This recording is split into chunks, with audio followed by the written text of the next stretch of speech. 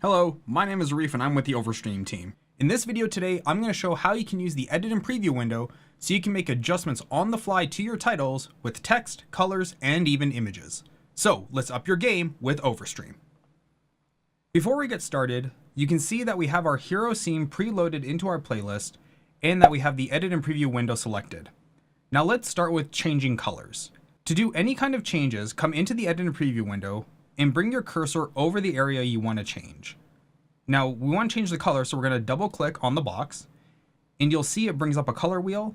We're just going to change the color and just close off the wheel. Now that's done rendering, we can hit the play button and you can see our alert is now green. Changing text can be done in the exact same way. Let's say we want to change our new subscriber to say new YouTube subscriber. So click on the text field and just type in new YouTube subscriber and just click off. Now it's going to re-render the alert and the new changes will be applied. To change the image of an existing template, come over to the image and just click on top. Navigate to your template folder and just select open, and you can see that the new image will be applied.